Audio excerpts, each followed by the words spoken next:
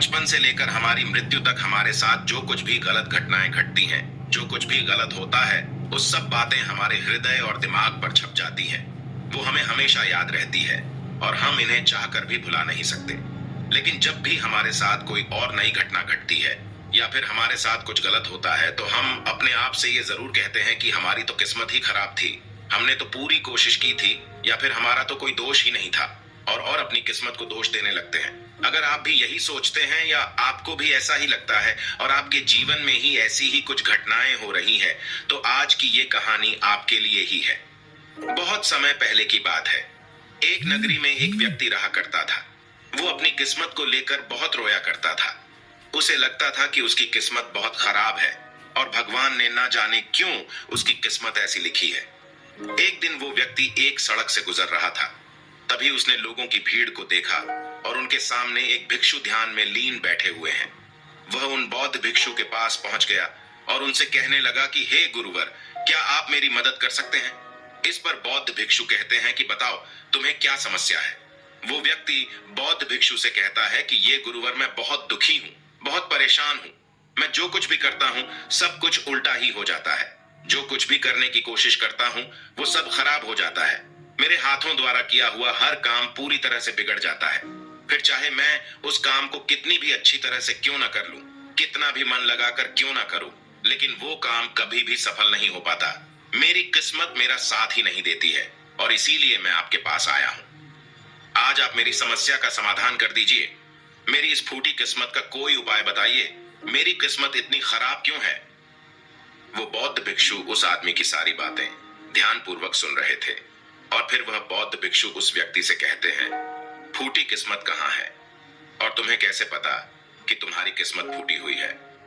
इसका जवाब देते हुए वो आदमी बौद्ध भिक्षु से कहता है, अगर मेरे हाथों से कोई काम बन ही नहीं रहा है, मैं जिस काम को भी हाथ लगाता हूँ वो सारा काम बिगड़ जाता है, किसी भी कार्य में सफल नहीं हो पाता, तो इसका क्या अर्थ हुआ? क्या मेरी किस्मत फूटी हुई नहीं है? जब मैं पैदा हुआ तो मेरे माता पिता गुजर गए। पास के ही एक अनाथ आश्रम ने मुझे गोद ले लिया था। मेरा पालन पोषण वहीं पर हुआ और जब मैं बड़ा हो गया तो मुझे एक लड़की से प्रेम हो गया, लेकिन उस लड़की ने भी मुझे धोखा दे दिया। उस लड़की ने किसी और से विवाह कर लिया। ये सब देखकर मैं पूरी तरह से टूट चुका था। मेरा आत्मविश्वास पूरी तरह से बिखर चुका था। जैसे तैसे मेरे मित्रों ने मुझे संभाला। उन्होंने मुझे समझाया कि मुझे आगे बढ़ना चाहिए, मुझे इन सब चीजों को भूल जाना चाहिए। मैंने आगे बढ़ने की कोशिश की। मैंने अपने एक मित्र के साथ मिलकर एक छोटा सा व्यापार शुरू किया, लेकिन यहाँ पर भी मेरी किस्मत ने मेरा साथ नहीं दिया। मैंने जिसके साथ वो व्यापार शुरू किया था, मेरे उस मित्र ने सारा व्यापार मुझसे हड़प लिया और मुझे उस व्यापार से बेदखल कर दिया। मैं एक बार फिर से पूरी तरह से टूट चुका था।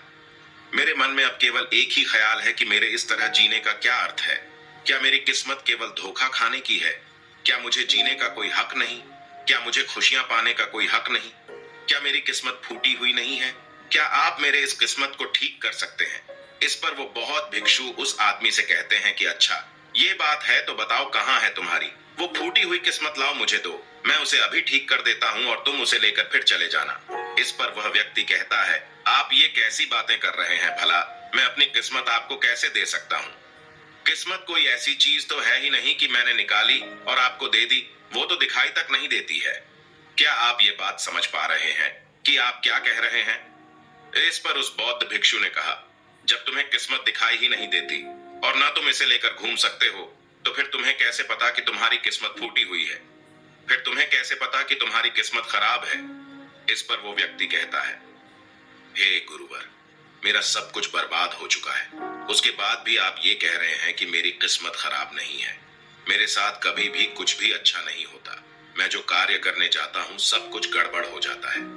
अगर मेरी किस्मत सही होती तो मेरे सारे कार्य सफल हो जाते। मुझे अपने व्यापार में भी धोखा नहीं मिलता। तो क्या आपको ये नहीं लगता कि मेरी किस्मत खराब है? इस पर वो बौद्ध भिक्षु उस आदमी से कहते हैं, मुझे तो तुम बिल्कुल ही ठीक नजर आते हो। तुम्हारा हाथ पैर पूरा शरीर पूरी तरह से स्वस्थ नजर आ रहा है। तुम अभी भी ठीक हो, चल फिर रहे हो, जीवन जी रहे हो, सांस ले रहे हो, और तुम अभी तक मरे भी नहीं हो, तो फिर तुम्हारी किस्मत कैसे खराब हो सकती है?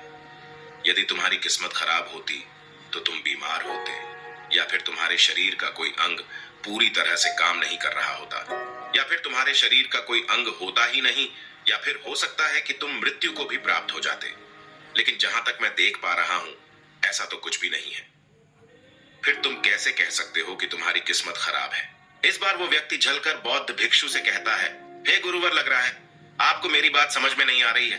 मैंने आज तक जो भी कार्य करे हैं, उन सभी कार्यों में जो भी पूंजी मैंने लगाई है, वो सब कुछ डूब चुकी है, नष्ट हो चुकी है। और उसके बाद मैंने जो कर्जा लिया था, उस कर्जे का पहाड़ मेरे ऊपर है। सारे कर्जदार मेरे घर खड़े रहते हैं, कर्जा लेने के लिए, और मुझे धमकियों देते रहते हैं। उन सभी ने मिलकर मेरा घर मुझसे छीन लिया, क्योंकि मैं उनका पैसा उन्हें वापस नहीं लौटा सका। और इतना ही नहीं, वो लोग अभी भी मेरे पीछे पड़े हुए हैं कि मैं उनका पैसा लौटा दूं। अब बताइए, मैं उनका कर्जा कैसे लौटाऊं? मैं भला कहां जाऊं? अब मेरे पास तो कोई घर भी नहीं बचा। तो फिर इन हालातों में मैं ये कैसे कह सकता हूं कि मेरी किस्मत सही है? इस पर वो बौद्ध भिक्षु उस व्यक्ति से कहते हैं कि अच्छा, ये बात है, इसका मतलब कि समस्या बहुत गंभीर है। तभी वो व्यक्ति कहता है, हाँ बिल्कुल सही, अब आपने बिल्कुल सही समझा। मैं इस समय बहुत ही दुखी हूँ।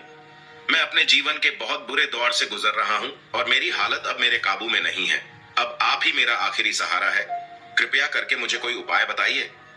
बौद्ध भिक्षु उस व्यक्ति से फिर कहता है कि यह तो अच्छी बात है कि तुम जीवित हो, और तुम्हारी किस्मत अच्छी है कि तुम अपने इन हालातों का सामना करने के लिए जी रहे हो, और तुम अपने इस जीवन की समस्याओं का हल भी कर सकते हो। इस पर वो व्यक्ति दुखी मन से कहता है कि हे गुरुवर, लगता है अभी भी आप मेरी बात समझ नहीं पाए। इस पर वो बौद्ध भिक्षु उस व्यक्ति से कहता है कि नहीं, मैं तुम्हारी बात को अच्छी तरह से समझ चुका हूँ, लेकिन तुम मेरी बातों को नहीं समझ पा रहे हो।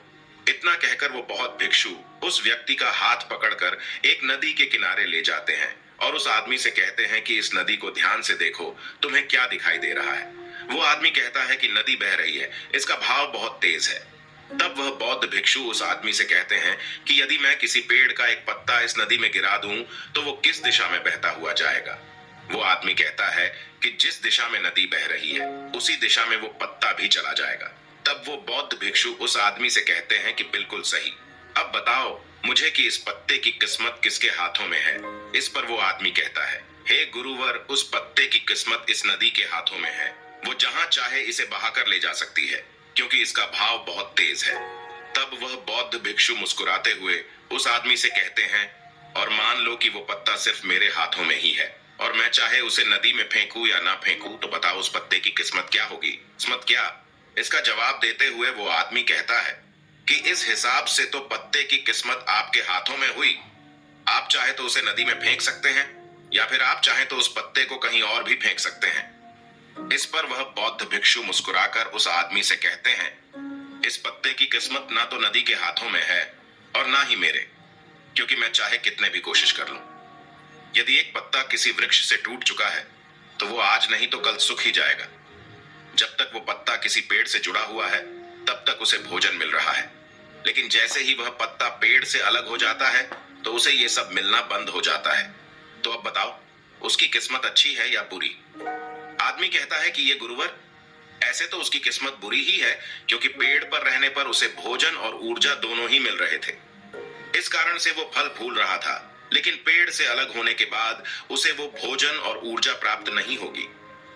तभी वो बौद्ध भिक्षु एक डाली से एक पत्ते को तोड़कर कहता है, ये पत्ता मेरे हाथ में है और ये अभी तक सूखा भी नहीं है। इसके अंदर अभी भी ऊर्जा है, भोजन है जिससे वो अभी भी कुछ कर सकता है, इसमें अभी भी जीवन बाकी है। तभी अचानक जोर की हवा चली और उन गुरुवर के हाथों से वो पत्ता उड़कर थोड़ी दूरी पर जा गिरा। इस पर भिक्षु उस आदमी से कहते हैं, तुमने देखा, यदि ये पत्ता अभी तक उस पेड़ से जुड़ा हुआ होता तो उतनी दूर उड़कर कभी नहीं जा पाता।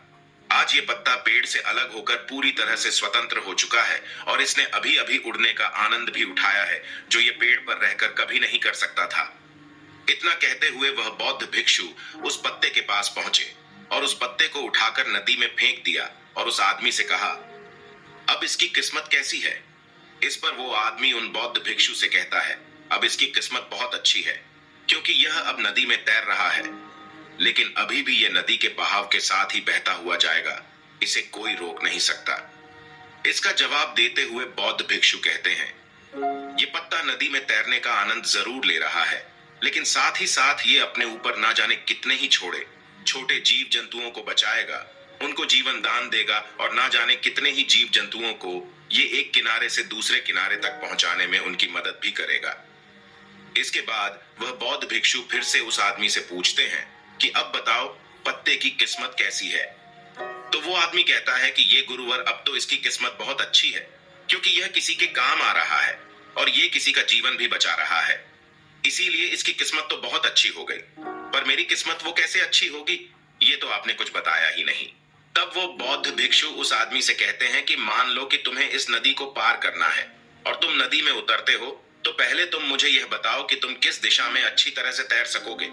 इस पर वो आदमी जवाब देते हुए कहता है कि गुरुवर, जिस दिशा में नदी बह रही है उसी दिशा में तैरना आसान होगा और मैं उस दिशा में आसानी से तैरता हुआ चला जाऊंगा।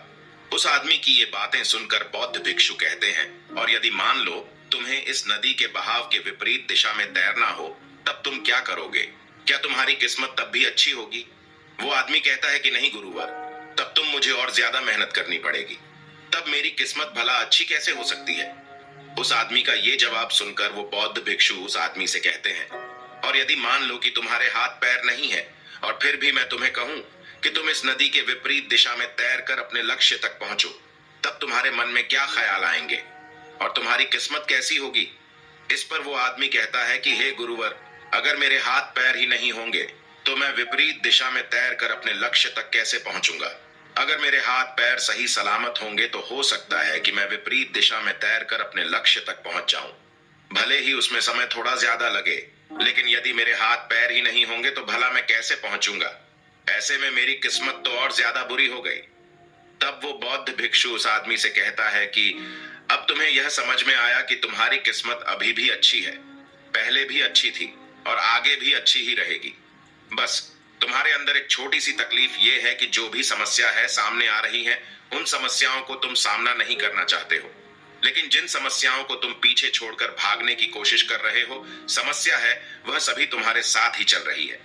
आखिर में अपनी सभी बातों का निचोड़ निकालते हुए वो बौद्ध भिक्षु आदमी से कहते हैं, जब हमारे जीवन में अत्यधिक कठिनाई या अत्यधिक परेशानियां आती हैं, तो वह नदी के तेज बहाव की तरह होती है, और जब हमें ये घेर लेती है तो हमें कुछ भी समझ नहीं आता और हम इनसे भागने की कोशिश करते रहते हैं।